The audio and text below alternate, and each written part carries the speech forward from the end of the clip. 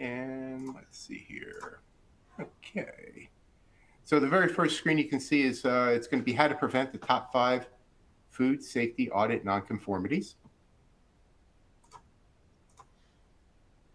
Our agenda today is going to be myself doing an overview of SGS, introducing Simon Jalali from A to Z Management Consulting.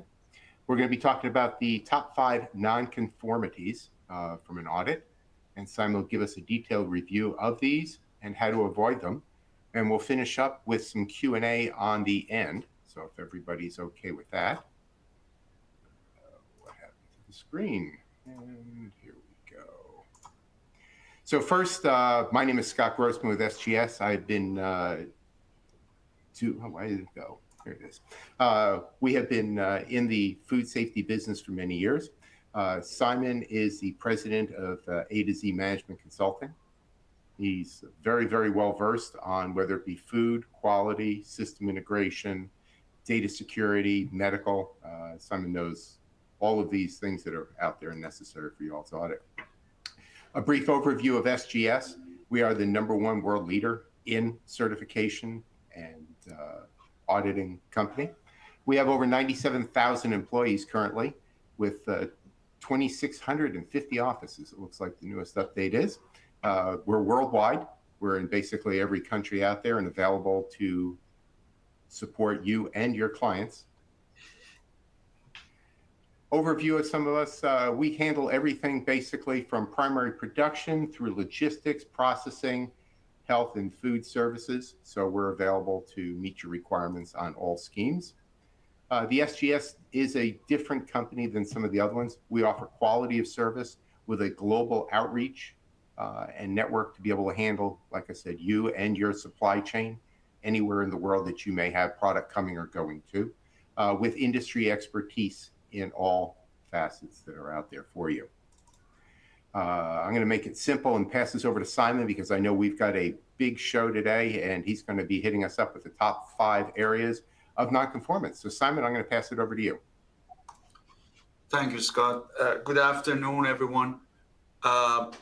These are the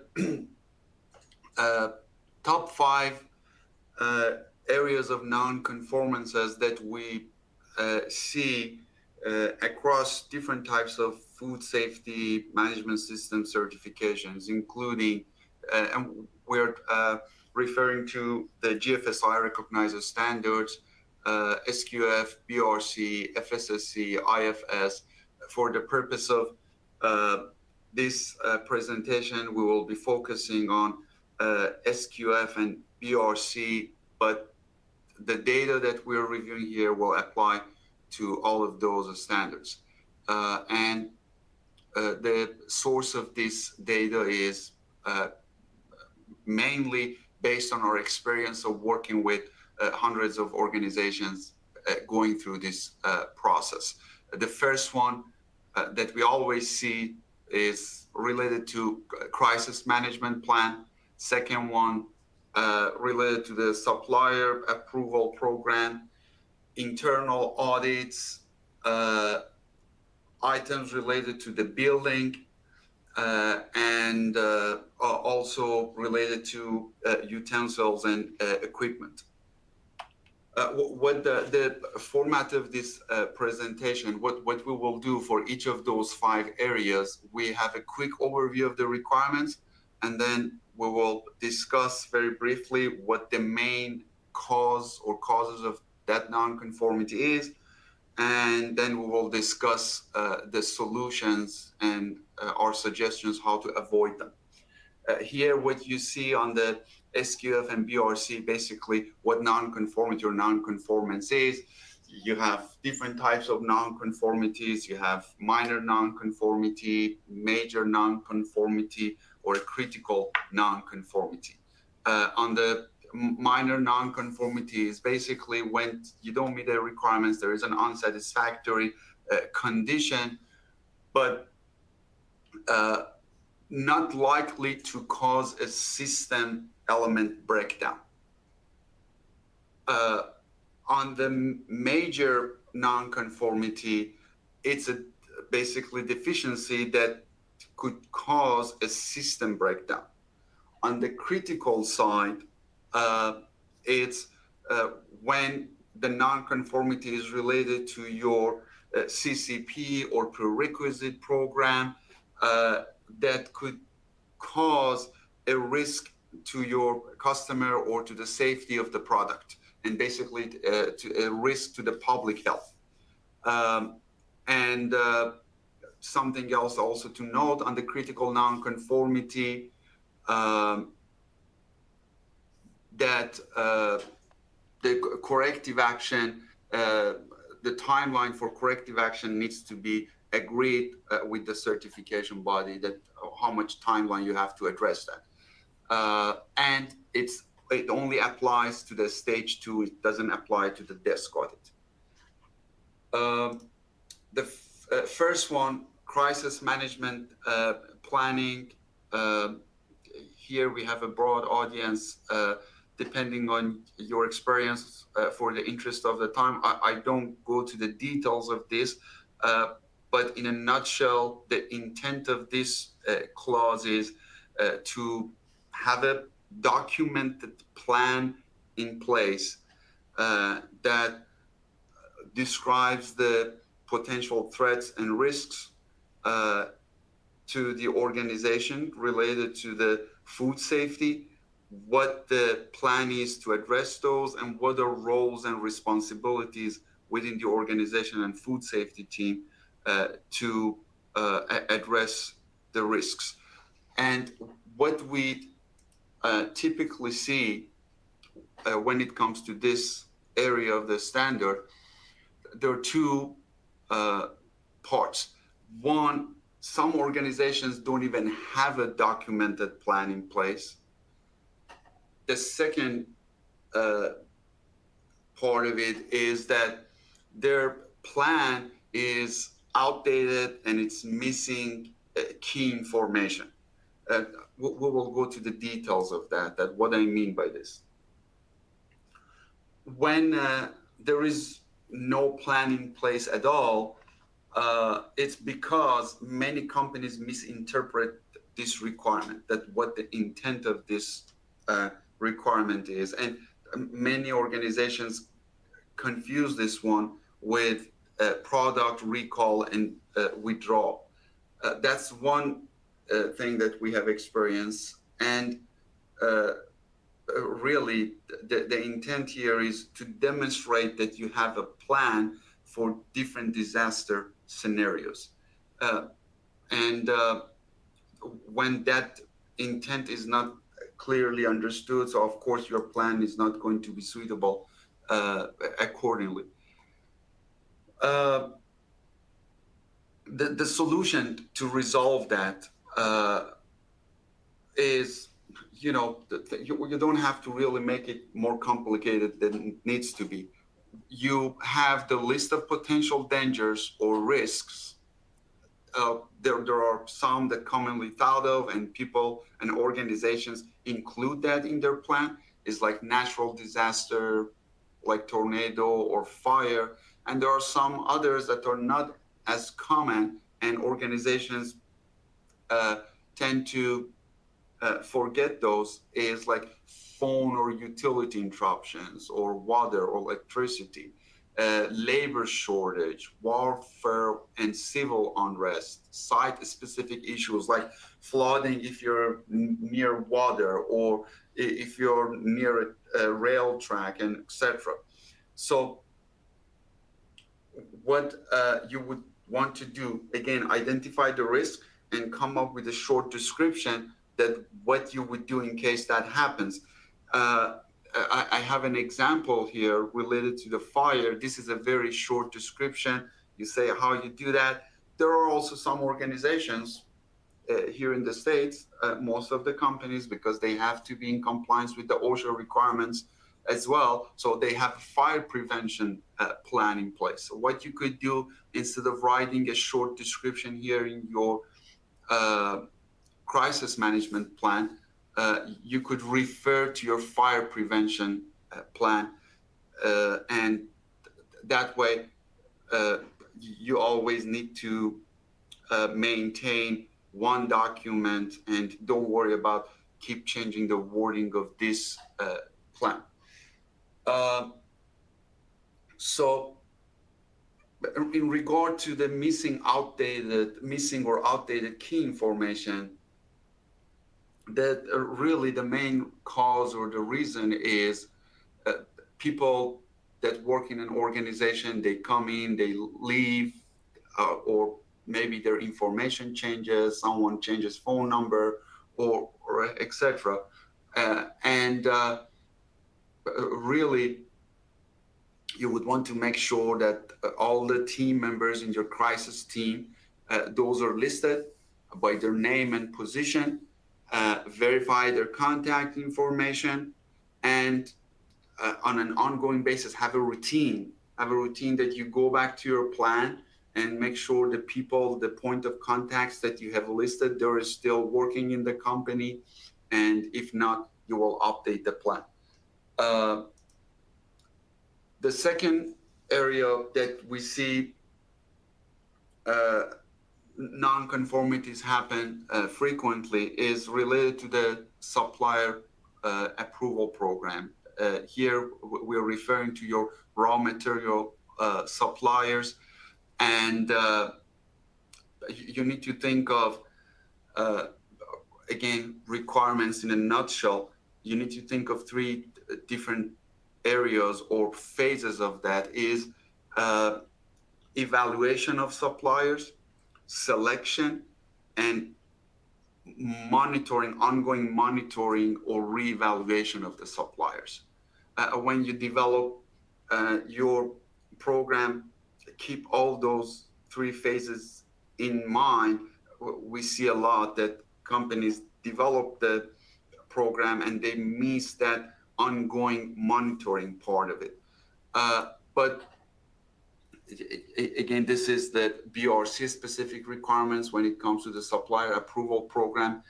The common non-conformities is that organizations not using an approved supplier or not having an approved backup suppliers, because these two are going hand in hand. We will discuss the cause and solutions together. This is a scenario that in the production, something happens, there's a spill of raw material or something else, you're short with the raw material, and you have a production demand that you need to meet. You need to ship out the product to your customer. You go to the purchasing and say, I'm short on XYZ raw material, I need it ASAP, like yesterday. And the purchasing is just trying to meet the demand of the production. They know a supplier from the past, or maybe they go find a new one quickly, and they skip the proper steps to bring a new supplier on board, and that causes the issue that we have experienced. So having approved backup suppliers, always, to be proactive, that's the solution to that. And the fact that having a positive relationship or partnership between production, purchasing, and quality is always helpful. And this actually, having an approved backup, not only would help with this issue, it also helps with your crisis management plan that we discussed earlier. And again, in note 2, we're discussing the importance of the partnership between production, quality, and purchasing. And if you look at, hopefully you have a good record of non-conformities documented. And if you look at the history of the non-conformities, I'm referring to the internal non-conformities, you will find out in what areas you have those repeat non-conformities and could have better planning proactively to identify the backup suppliers. Next one, related to the internal audit and inspections. You know that it is one of the requirements of SQF and BRC and other GFSI recognized food safety management system standards that you need to have an internal audit in place before you go to the certification audit. On an ongoing basis, you need to conduct these internal audits, and you need to have a documented plan in place that describes how you do that and what practices you have to maintain the records. And when audit deficiencies are identified, what is your process to address those? Common non-conformities that we see in general is that you see auditors conducting audit on their own processes or areas that they are responsible. So we don't have that auditor independency. And specific to BRC, because BRC requires that you need to have minimum 4 audit events in one calendar year, a lot of organizations miss that part. So the first one about auditor not independent of function being audited, that we see that more in the smaller organizations where employees wear multiple hats. And really the way to address that for larger organizations, of course, using a cross-functional team, something that I'm a big fan of it personally. For organizations that have multiple plants or multiple locations, it's really good practice to have auditors or employees from plant A to go to plant B and audit that, and employees from plant B to audit processes and the system in plant A. That's the luxury that larger organizations have. But for smaller organizations, utilizing external resources to conduct your internal audit is always an option.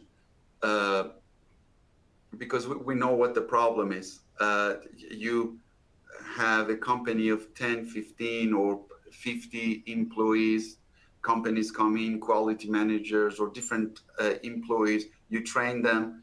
They go through the internal auditor training. They're with the company, and 6 months, 2 years, and then they leave. Now you have the challenge of training new employees. That's one problem. And then the other problem is that people that don't do internal audit on a regular basis, the quality manager or food safety manager schedules the internal audit, goes to these people, for example, in purchasing, customer service, production, and says, for example, Mary, Steve, John, I need you to conduct this internal audit. And these people have already a lot going on, and they don't have the time to do that. Or even if they have the time, because internal audit is not something that they do every day, they don't feel very comfortable to do that. Or sometimes people struggle conducting audit on their co-workers and colleagues. They think they're interviewing them or trying to find something wrong with what they do. So these are the challenges with smaller organizations that I think, again, it would be helpful to use an external resource for that purpose.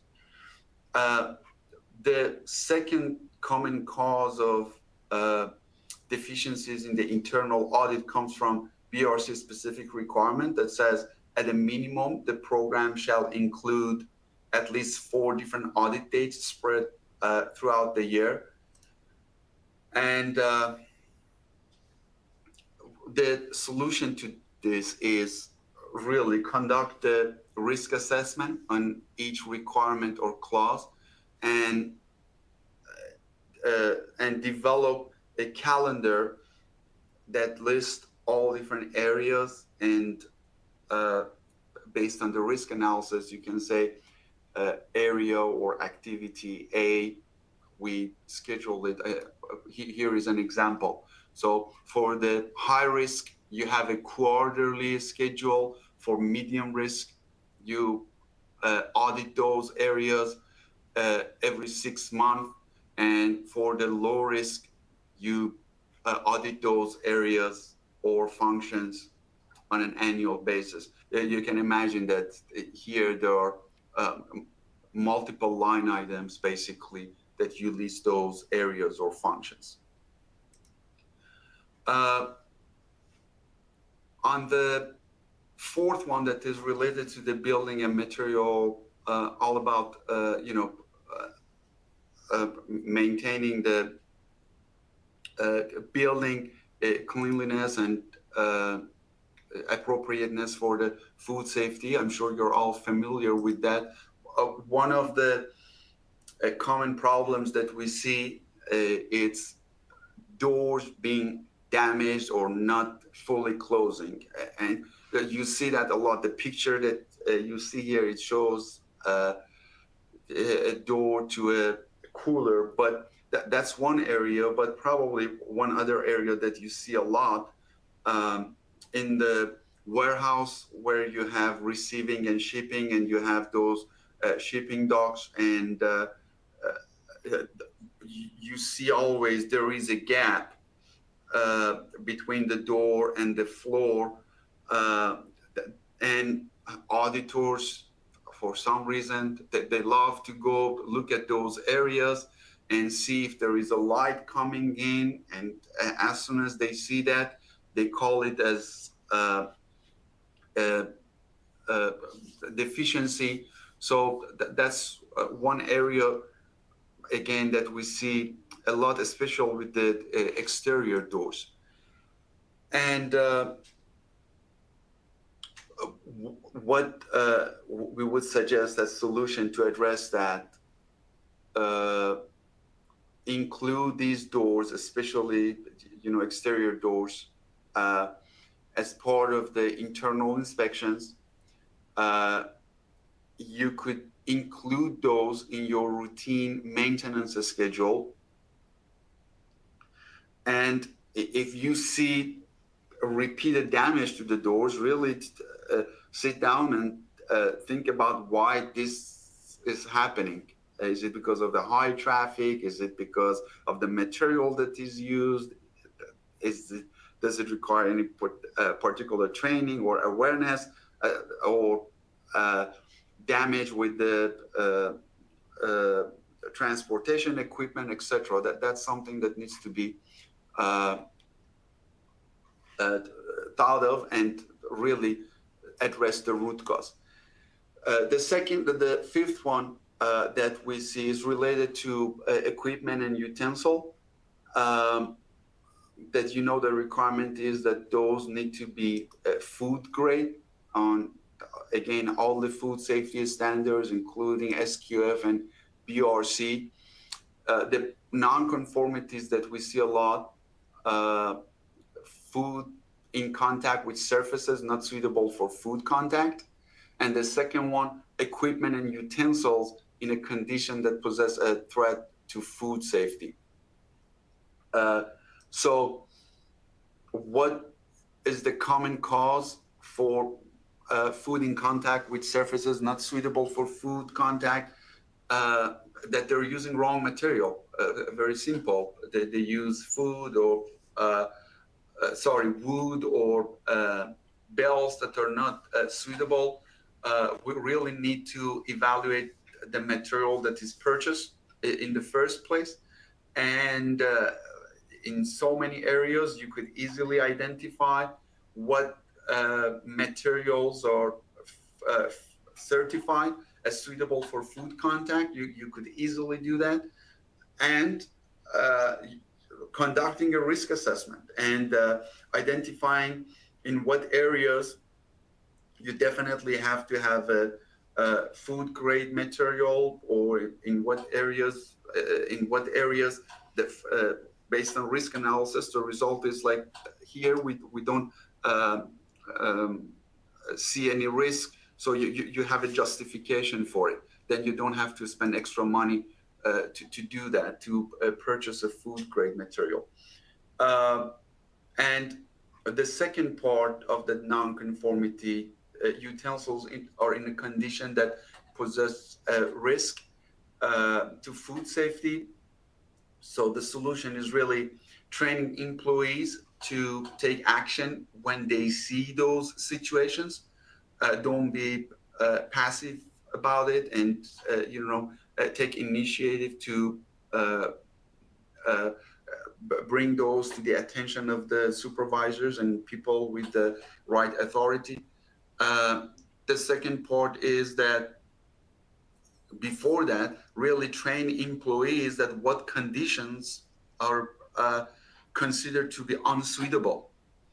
And the third one is that have backups ready, especially those items that wear out and they go back more frequently. Have a backup in place that if it happens, you can replace it quickly. You don't have to wait for the replacement to come in. You need to put those in the list of your key replacement parts.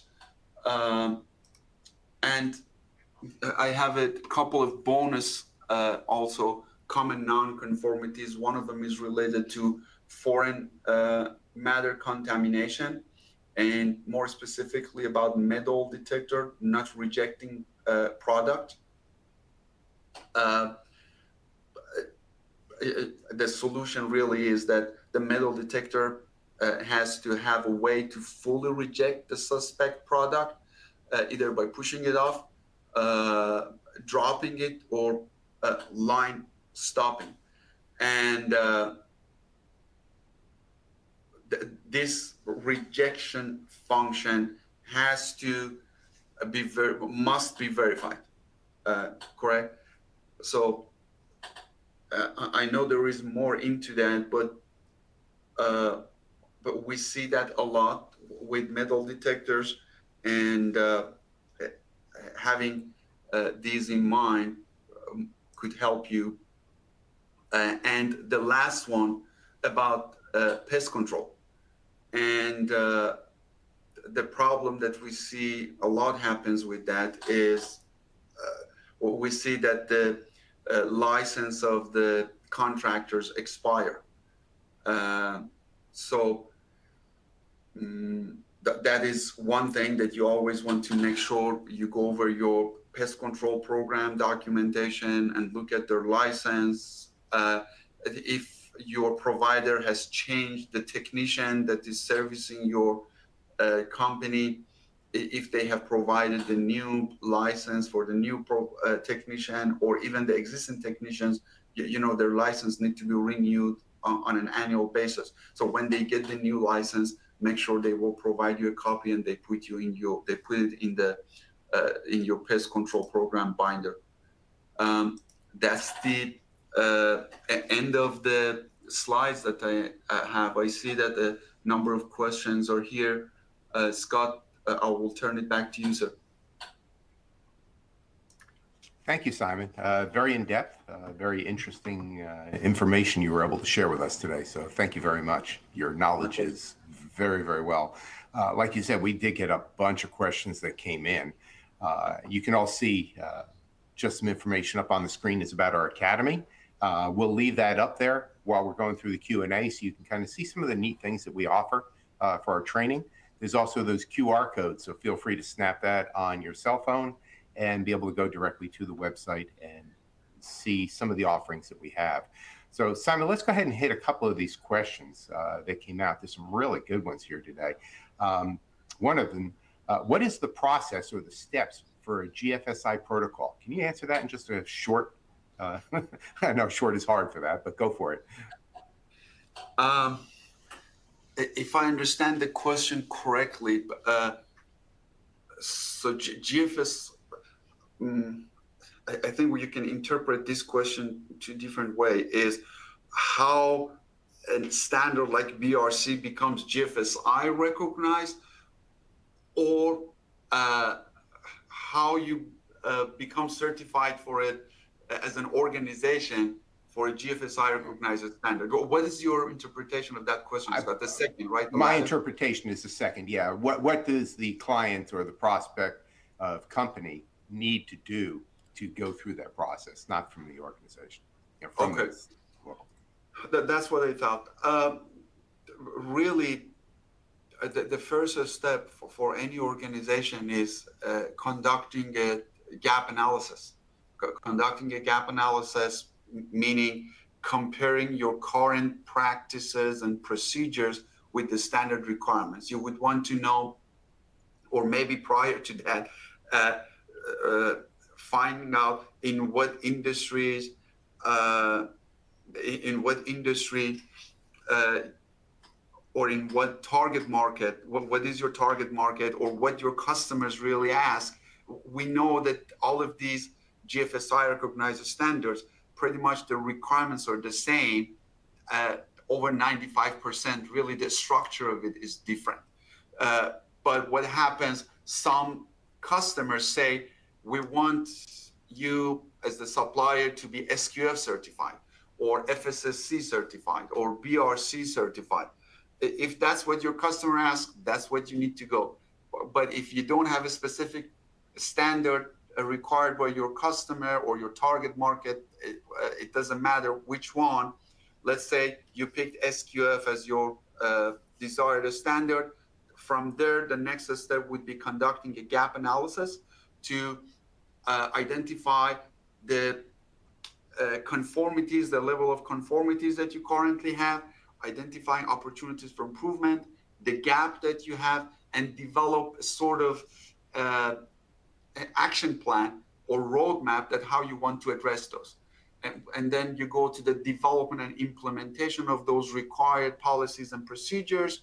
You conduct your internal audits, management reviews, and you're ready for your certification audit. But please don't wait to engage your certification body until all of these done, because we all know how challenging it is to schedule auditors. So this, as soon as you decide what standard you want to go with, engage your certification body that they can work on your audit schedule as well.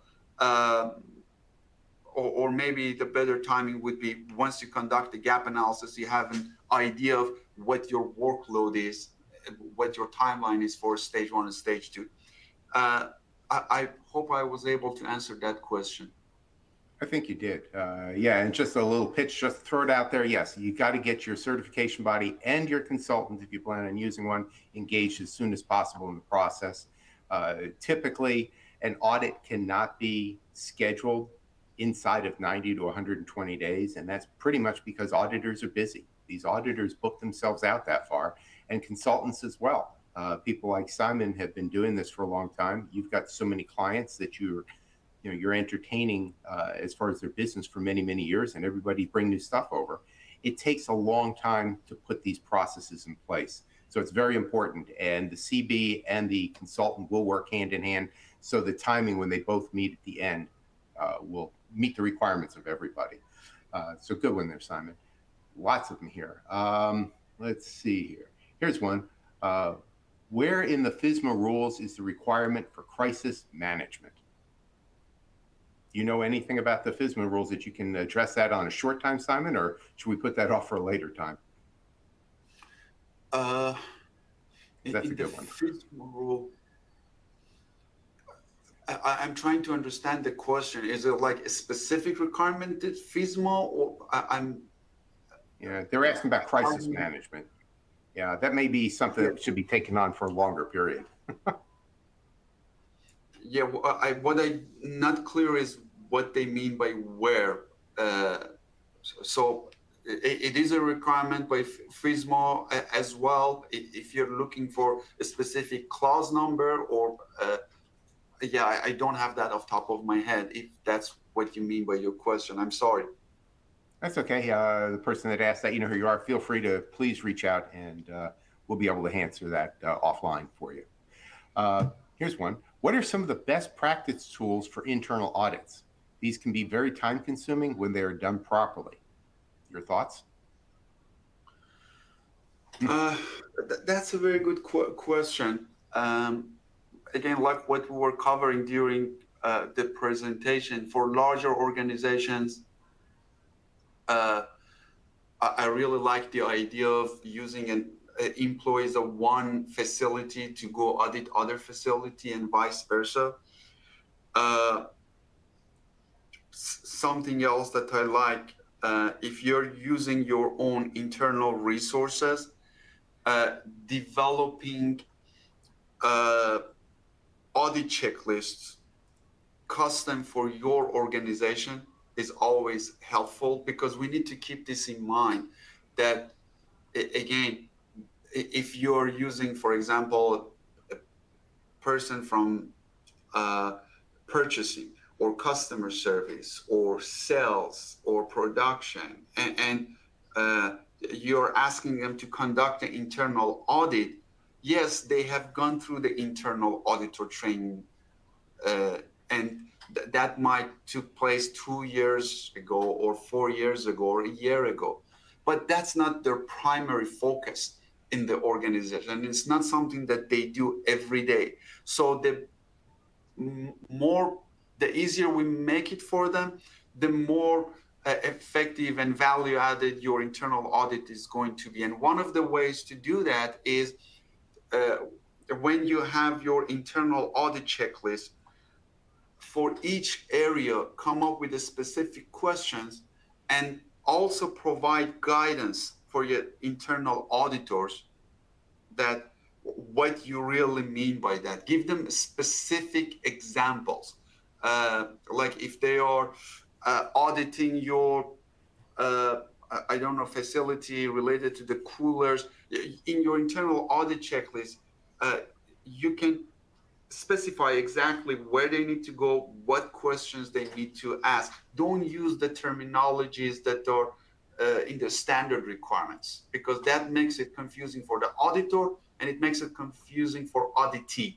So you use the terminologies that you use in your organization and add those as guidance to your checklist. It takes some time to do that when you want to develop those checklists, but it's a one-time, look at it as an investment, one-time deal, but it will save a lot of time and headache for you in the future. Because if you don't make it easy for the people, I promise you, I have been in those positions before myself as a quality manager, food safety manager. You always have to go ask people, please come conduct this audit for me. Please do that. And they always come up with excuses not to do that. All right. Very good. Here's this is a good one. What are the advantages and disadvantages of outsourcing internal audits? I think we covered this one sort of during the presentation of slides. All right. Again, of course, the biggest the biggest disadvantage is that it's extra cost for your organization when you look at it, bringing someone from outside. But the advantage would be that you always get a fresh set of eyes from outside, from the people that this is what they do every day. And if you can find the right partner that are get familiar with your organization as far as the culture of the company to the level that is necessary, right? And they really understand the standard requirements. They have good internal audit practices in place. I think it's value added, and again, it saves you time, resources. You don't have to worry about scheduling someone coming, like depending on the size of your organization, like 2 days, maximum 3 days in a row, and they take care of your internal audit and you're done with that. In the context of SQF, in the BRC, it's a little bit different. Right, right, absolutely. Having that extra set of eyes that seen other companies look at things differently and different experiences they can bring to the table is definitely a good plus to be able to do that. What I see is that, Yeah, sorry, a little bit no, more to that. go ahead. I personally would suggest for organizations with less than 200 employees to outsource their internal audit. If you look at everything all together, uh, Mhm. because they don't have to pay for the training, or again, being worried about keep training them, or uh, employees leave and come back, scheduling challenges, etc. That's like 200 employees. That's my rule of thumb. Absolutely, absolutely. Very good point. It's the old statement: you can't audit your own work, so you have to have enough people that can audit it for you. Let's see. This is an interesting one as we talk about on an international scale. Uh, is an auditor that's on the group right now that notices five nonconformities are different in different countries, which doesn't surprise me, but it's interesting. So top ones that are in this particular country are physical contamination and food safety culture. So it's all about how the company is engaged and how they're handling it on their own local. Is that your take on it? Do you have anything you want to throw out that, Simon? Let me read that. This is in Turkey, Turkey. right? Yeah, it's in Turkey. Totally top ones are physical contamination and food safety culture. Yeah. Is and he's asking, how does it differ from country to country? Is food safety interpreted and understood differently by different regions? That could be it shouldn't be uh,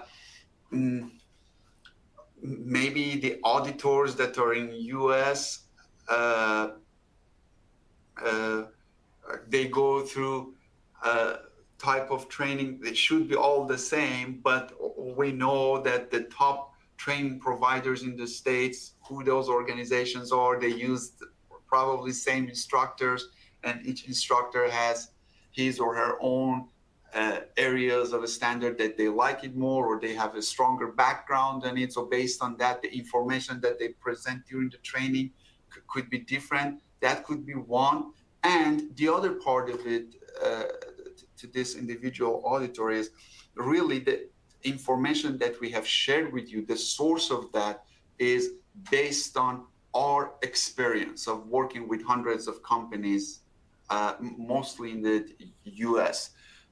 So I don't know what is your source of information. So that could be another cause that we have a different data here.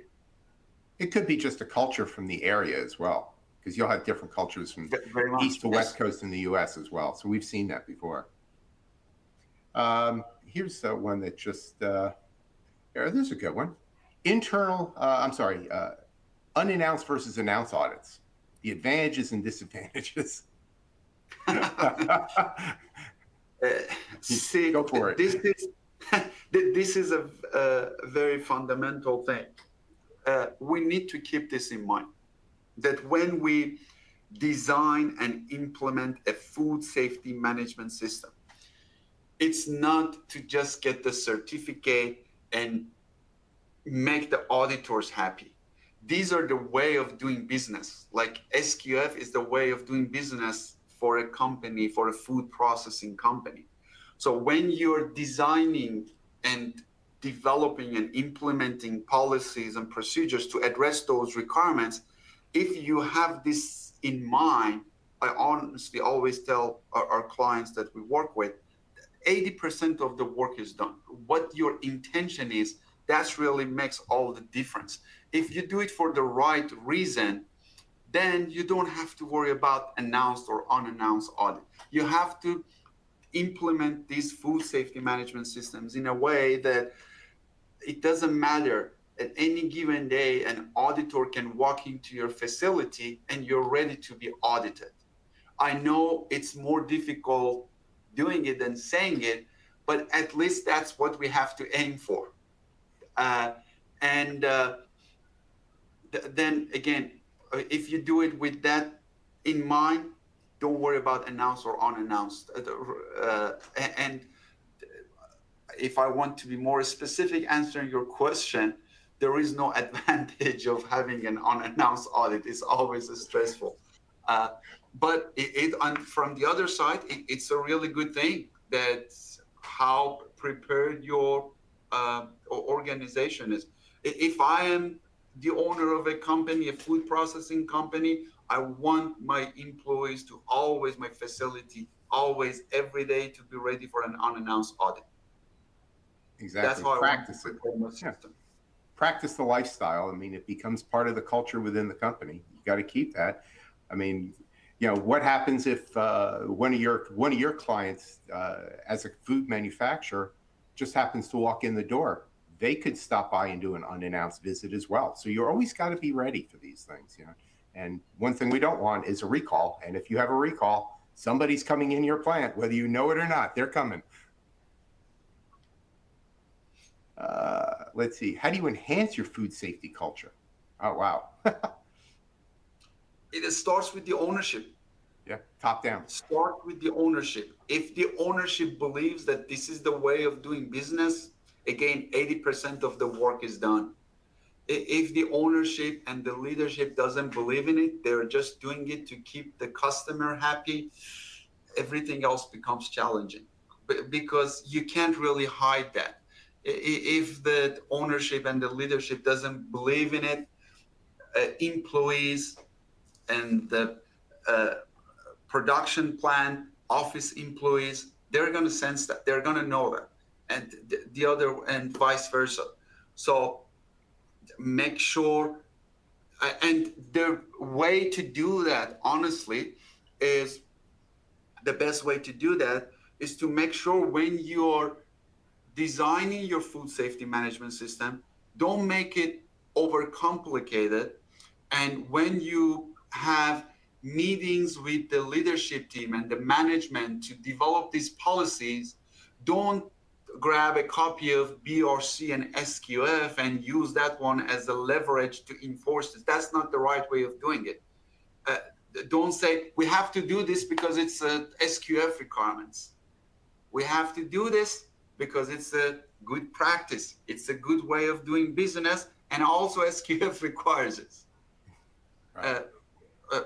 So if you approach it that way and don't overcomplicate it and shows areas that can improve bottom line of the company, then you have the attention of the ownership and the leadership, that they see the benefit in having those systems implemented. Then they are on your side. The rest of it becomes easy. The rest of the employees are going to follow them. It becomes second nature. If you live it, yes. It's there. Exactly. Here's a good one. What would be examples of food safety culture activities outside of internal auditing? Good examples of food safety culture outside activities. Of internal audit. Of course, regular awareness and awareness training and reminders.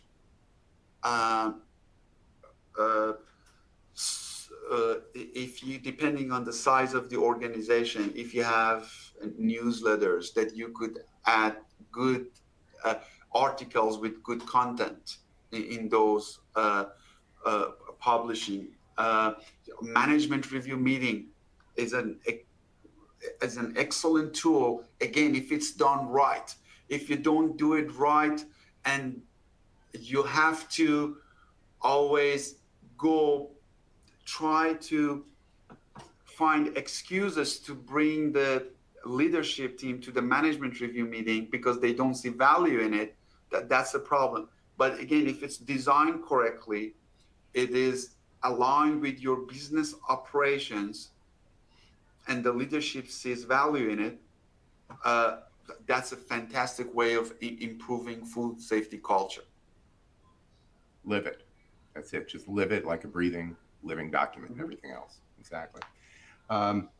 Regarding an unannounced audit, what is difficult sometimes is not being able to plan vacations or business travel for 60 days.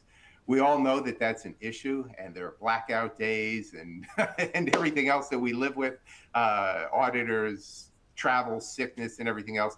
Can you sum something up in a couple of short sentences, maybe, how we deal with that? Really, there is nothing around that. Honestly, we have the same challenge, unfortunately. You have multiple people that can do the same jobs, and that helps out with that, because you're supposed to have somebody there. Just if you get sick, somebody else has to be there to maintain it. That is for sure. I was thinking that is very, very good point, Scott. That's fantastic. And I was putting myself in the position of like food safety manager. Yeah. So you would want to have your food safety manager in place. But even for that, if you have good backup for your food safety manager, you don't have to worry about it. But I know in reality, for smaller organizations, that is not always possible. Sorry, that's the problem of being a food safety manager. It's always going to be the case, because people come and go. I mean, you know, people leave a company, people get sick, people have vacations, you know. Some of us work 15 hours a day, 16 hours a day, but you got to break yourself down once in a while and leave. You just have to have somebody there that can pick up the slack when you're not there. That's the easy way to put it, right? All right, let's see here. Oh, so many things here. Here's something else that came up on crisis management. Somebody's looking for recommended crisis management annual exercises that will meet the requirements.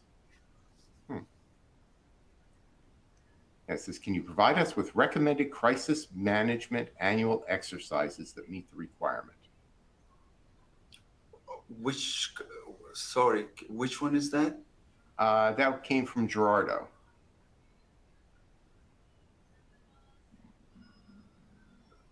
What is the number? 6, actually. See that in there? We have a whole bunch here, guys. So we're trying to. Yeah. With recommended crisis management annual, is that the one you're referring to, Scott? Yes, sir. Mm-hmm. Provide us with recommended crisis management annual exercise that meet the requirements. If they're asking for a sort of template, I would be happy to share that one offline, sure. Okay, that'd be good. All right, so it looks like we're pushing our envelope here. Simon, do you have anything else that you want to bring to the table for this great audience that's here today? From my side, I think I covered everything. Super. Well, that's great, everybody. We want to thank everybody for their attendance today. We had a lot of people online. Looks like we kept just about everybody throughout the entire presentation and the Q&A. So we want to thank everybody for hanging in there. Hopefully we answered everybody's question. You can kind of see on the slide right now, both Simon's and my direct email addresses. Feel free to reach out to either of us with any questions or opportunities that you have. We'll be more than happy to entertain that.